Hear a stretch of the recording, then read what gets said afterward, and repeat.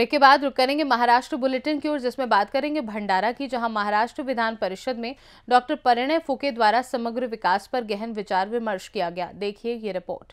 विधान परिषद में सदस्य राज्यपाल के अभिभाषण पर चर्चा करते हुए डॉक्टर परिणय फुके ने राज्य के समग्र विकास पर गहन विचार विमर्श किया। उन्होंने औद्योगिक निवेश, सिंचाई, हरित ऊर्जा, बुनियादी ढांचे और रोजगार सृजन जैसे विभिन्न महत्वपूर्ण मुद्दों पर अपने विचार व्यक्त किए।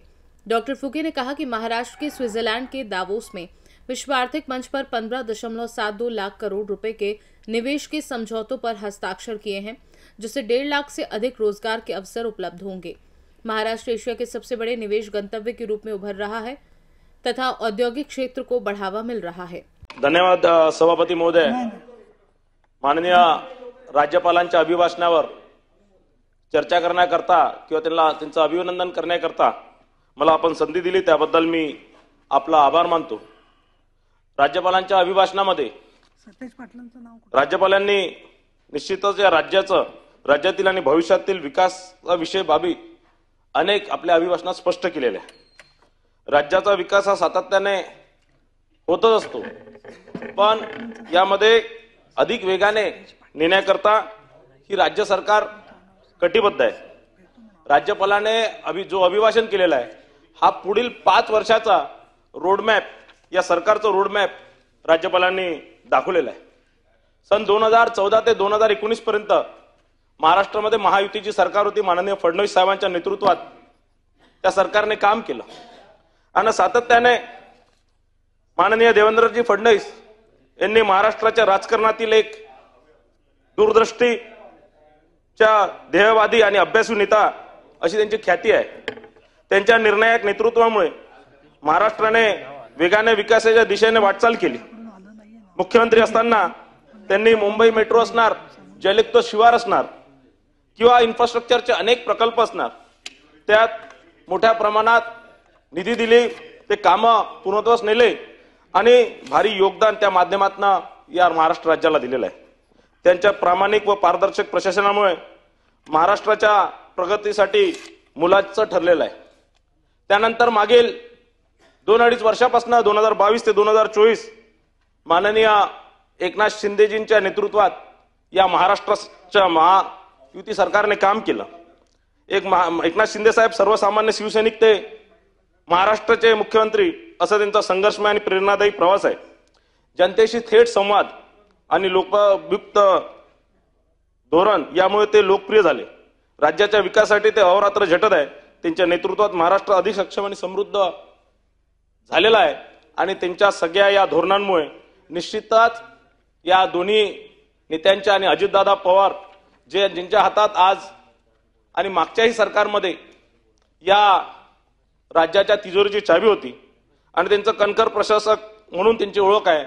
कडक मेहनती आणि विकास कामाच्या दृष्टीसाठी प्रसिद्ध असलेले ते नेते आहेत। अर्थतज्ञ कौशल्यामुळे महाराष्ट्र अधिक विकास वेगाने होत आहे आणि निश्चितच या तिघांच्या कामांमुळे निश्चितच मोठ्या प्रमाणात महाराष्ट्राने प्रगती केलेली आहे। महाराष्ट्र हा देशाचा क्रमांक 1 चा राज्य होण्याच्या दृष्टिकोनातून वाटचाल करत आहे। या संदर्भात ज्या प्रमाणात काही दिवसाआधी स्वित्झर्लंड येथील दावोसमध्ये जवळपास 15,72,000 कोटीची गुंतवणूक या महाराष्ट्रामध्ये आली, हे मागील 2014 ते 19 या 5 वर्षाचा माननीय मुख्यमंत्री देवेंद्र फडणवीस साहेबांचा कार्यकाळ असणार किंवा मागील 2.5 वर्षाचा माननीय एकनाथ शिंदे साहेबांच्या नेतृत्वातला कार्यकाळ असणार किंवा या महायुती सरकारचा कार्यकाळ बघून सगळे उद्योगपती कुठेतरी हाय महाराष्ट्र हे चांगला एक इन्वेस्टमेंट डेस्टिनेशन है आणि म्हणून इथे गुंतवणूक करते। भंडारा से सी न्यूज संवाददाता निश्चल यनोरकर की रिपोर्ट। आगे बात करेंगे डोंबिवली की, जहां बर्फ के निसर्गमय वातावरण की प्रदर्शनी का आयोजन किया गया। देखिए ये रिपोर्ट। बर्फ के इलाकों में सर्व सामान्य व्यक्ति और अन्य प्राणी कैसे जीवन यापन करते हैं, उनकी जिंदगी कैसी होती है, इसको दर्शाने वाली एक प्रदर्शनी डोंबिवली के मानपाड़ा मैदान में आयोजित की गई। इस प्रदर्शनी का आयोजन स्थानीय समाजसेवी महेंद्र पाटिल द्वारा किया गया। बर्फ से ढकी चादर के समान बनाई गई इस अनोखी प्रदर्शनी का उद्घाटन शिवसेना के कल्याण तालुका प्रमुख महेश पाटिल ने किया। इस अनोखी प्रदर्शनी के आयोजक महेंद्र पाटिल के अनुसार बर्फीले स्थानों पर जाकर घूमना हर परिवार के लिए काफी खर्चीला होता है। मगर यहाँ हमने वैसा ही माहौल बनाया है। उद्घाटन के बाद महेश पाटिल ने कहा कि ये प्रदर्शनी अपने आप में अनोखी है, खासकर छोटे बच्चों को ये काफी पसंद आएगा।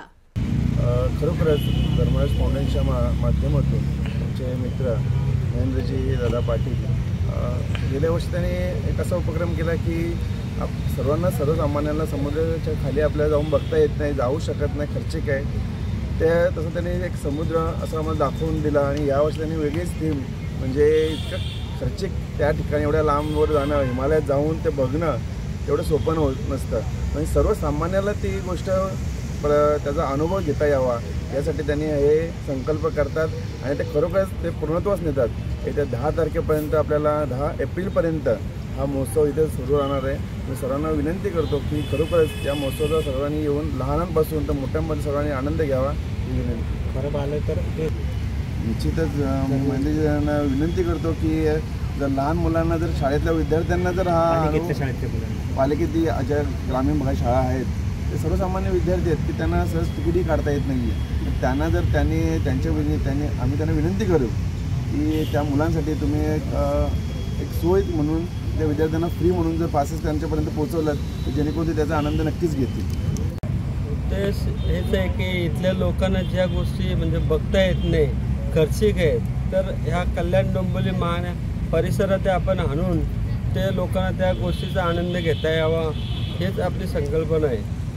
काय ते बघायचं आता बर्फाळ प्रदेश सहजासहजी कोणी जाऊ शकत नाही, सर्वसामान्य माणूस एक मनात संकल्प करून ही गोष्ट आपण आपल्या परिसराचा आणण्याचा प्रयत्न केला मी आणि त्या गोष्टीचा लोकांनी आनंद घ्यावा हीच माझी मनापासून इच्छा है। महेंद्र पाटिल जी के माध्यम से हर साल एक नया संकल्प किया जाता है, नया कुछ चीज़ करने का उनका प्रयास रहता है। और पिछले साल उन्होंने यहाँ पे पीस टनल बना के समुद्र के नीचे की जो दुनिया है वो लोगों को दिखाने का काम किया, लेकिन इस बार उन्होंने एक अलग ही प्रयास किया है। जो अंटार्कटिक ध्रुव में जैसे पेंगुइन रहते हैं, वाइट बियर्स रहते हैं, वो सब दिखाने का प्रयास उन्होंने ये किया। और मुझे लगता है कि कल्याण डोंबिवली में जो छोटे बच्चे और जो यंग जनरेशन है उनको ये थीम बहुत अच्छी लगेगी, ज़्यादा से ज़्यादा लोग यहाँ पे आएंगे ऐसा मुझे लगता है। डोंबिवली ज़रूर डोंबिवली के बाजू में जो 27 गांव है वहाँ पे बहुत सारी वैकेंट लैंड है और वहाँ पे ऐसा एक जैसे हैदराबाद में ड्रीम सिटी है उसी तरह से डोंबिवली में भी एक अच्छा सा पार्क बनना चाहिए। जैसा खारघर में बड़ा पार्क बना है उसी तरह से डोंबिवली की जो जनता है उनके लिए भी सरकार ने कुछ करना चाहिए, मुझे ऐसा लगता है। डोंबिवली से सीनू संवाददाता दीपक मोरे की रिपोर्ट। डोंबिवली के बाद बात करेंगे नंदुरबार की, जहां राज्य परिवहन निगम कर्मचारी संघ ने नंदुरबार बस स्टैंड पर अपनी मांगों को लेकर विरोध प्रदर्शन किया। देखिए ये रिपोर्ट। कर्मचारियों को बकाया महंगाई भत्ते का भुगतान किया जाए और लंबित मांगों का समाधान किया जाए। इन मांगों को लेकर नंदुरबार में राज्य परिवहन निगम श्रमिक संघ की ओर से विरोध प्रदर्शन किया गया। इस समय राज्य परिवहन निगम के कर्मचारियों ने बस स्टेशन क्षेत्र में विरोध प्रदर्शन किया और मांगे मनाने की मांग की। नंदुरबार में बस स्टैंड क्षेत्र में राज्य परिवहन निगम कर्मचारियों की लंबित मांगों को लेकर प्रदर्शन। श्रमिकों को बकाया महंगाई भत्ते का भुगतान किया जाए, 2016 से 2020 की अवधि के दौरान घोषित वेतन वृद्धि का भुगतान किया जाए, मकान किराया भत्ता का भुगतान किया जाए, वार्षिक वेतन वृद्धि का 1% कम किया जाए और ऐसी तमाम मांगे की गई। नंदुरबार से सीनू संवाददाता शेख फहीम मोहम्मद की रिपोर्ट। अगली खबर भी नंदुरबार से है, जहां लोक स्वास्थ्य विभाग के अपर सचिव ने शल्य चिकित्सक डॉक्टर वर्षा लहाड़े का स्थानांतरण आदेश जारी किया। आइए देखते हैं ये रिपोर्ट। जांच समिति की रिपोर्ट में नंदुरबार जिले के सृजन डॉक्टर वर्षा लहाड़े के खिलाफ शिकायत में तथ्य पाए जाने पर लोक स्वास्थ्य विभाग के अवर सचिव ने स्थानांतरण आदेश जारी किया और वर्षा लहाड़े का तबादला धरनगांव कर दिया गया। डॉक्टर वर्षा लहाड़े का जिले से स्थानांतरण हो जाने के कारण डॉक्टर एसोसिएशन, राज्य नर्सेस एसोसिएशन, आदिवासी एकता परिषद एसोसिएशन समेत विभिन्न संगठनों ने स्वागत किया और पटाखे फोड़कर खुशी जताई। जिला सर्जन डॉक्टर वर्षा लहाड़े ने नर्सेस एसोसिएशन के प्रबंधन की मनमानी की शिकायत अक्सर डॉक्टर से की।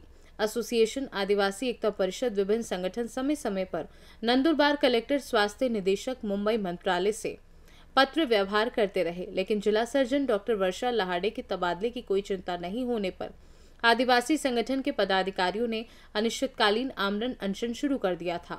आमरण अनशन को नंदुरबार जिले के विभिन्न संगठनों ने समर्थन दिया।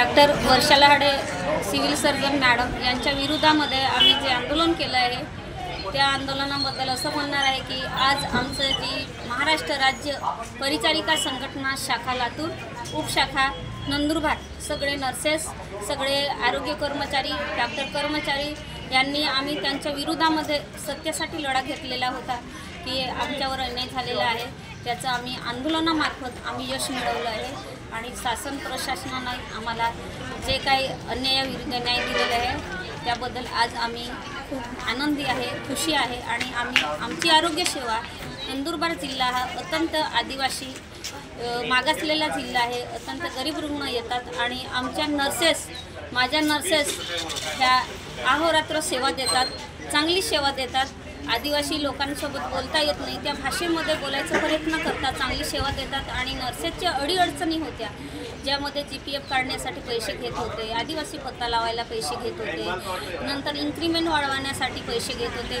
त्या सगळ्या गोष्टीमुळे आम्ही सगळे मानसिक खच्चीकरण झालेले होते आणि त्या मानसिक खच्चीकरणामधून आज आम्ही मुक्त झालेले आणि आम्ही जे काही सांगितलं आहे की येणारा सिव्हिल सर्जन नंदुरबार जिल्ह्यामध्ये इतिहास घडवणार ह्यापुढे कोणताही आरोग्य अधिकारी येईल आणि पैशांचं मागणी करणार नाही आणि आर्थिक देवाणघेवाण करणार नाही कर्मचाऱ्यांना कोणत्या पद्धतीने चांगल्या क्वालिटीचं काम करायचं आहे ते काम करून घेईल आणि आमच्या जिल्ह्याच्या आरोग्य सेवेचे आम्ही चांगलं नाव जसं आहे तसं नाव आम्ही कमवणार आहे जसं महाराष्ट्रामध्ये स्त्री पुरुष जे लिंग पुरुष भेदभाव न करता आमचा जो रेशो आहे महाराष्ट्रामध्ये 1 नंबरवर तो रेशो आम्ही संतुलनमध्ये ठेवत आहे हे सुद्धा आमच्या नंदुरबार जिल्ह्यामध्ये आरोग्य कर्मचाऱ्यांनी काम केलेलं एक दाखवून दिलेली चांगली संधी आहे पण आम्हाला कुठेतरी ढवळलं गेलं होतं आणि आमच्या आदिवासी जिल्ह्यामध्ये एक आदिवासी डॉक्टर हे डॉक्टर जर्मनसिंग पाडवी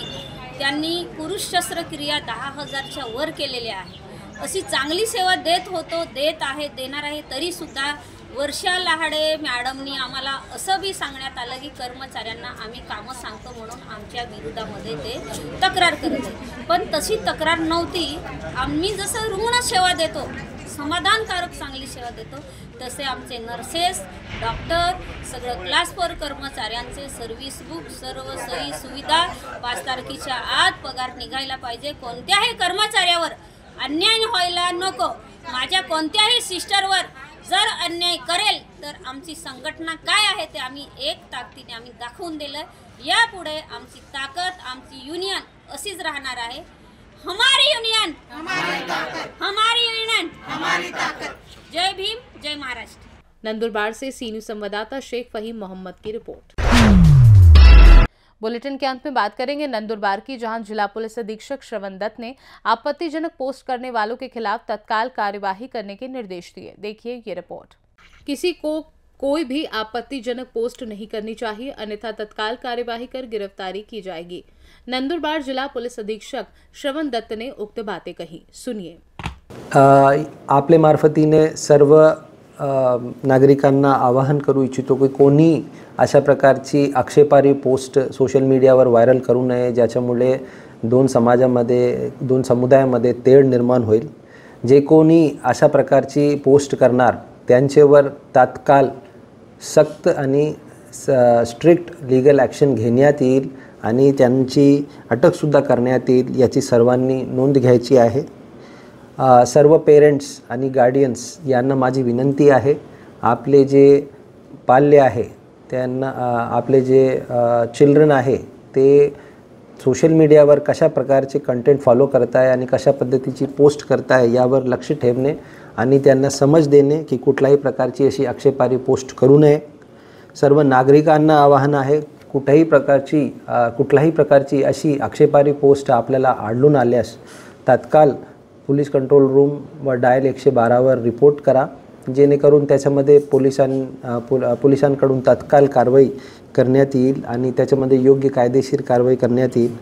त्याचबरोबर सर्व व्हॉट्सॲप ग्रुप व इतर प्रकारचे जे ॲडमिन्स आहेत त्यांना सुद्धा सूचना आहे, आपले ग्रुपमध्ये कोणीही अशा आक्षेपार्ह पोस्ट जर स्प्रेड करत असेल तर त्याच्यामध्ये आपलीसुद्धा जबाबदारी आहे आणि जर अशी पोस्ट बाहेर पडली आणि आरोपीविरुद्ध गुन्हा दाखल करण्यात आला तर त्या पोस्टचे मुळे त्या व्हॉट्सॲप ॲडमिनवर सुद्धा ते कायदेशीर कारवाईसाठी पात्र राहील। याची सर्वांनी खबरदारी घ्यावी। सर्वांना पुन्हा एकदा विनंती करण्यात येते की कुठल्याही प्रकारच्या आक्षेपार्ह पोस्ट करू नये आणि समाजामध्ये तेढ निर्माण होईल किंवा अशांती पसरेल किंवा अफवा पसरेल अशा प्रकारची कुठल्याही प्रकारची पोस्टला वाव देणे किंवा व्हायरल करणे असं करू नये। धन्यवाद। जय हिंद, जय महाराष्ट्र। नंदुरबार से सी न्यूज़ संवाददाता शेख फहीम मोहम्मद की रिपोर्ट। महाराष्ट्र बुलेटिन में बस इतना ही। देश दुनिया की बाकी खबरों को जानने के लिए आप देखते रहिए सी न्यूज़ भारत।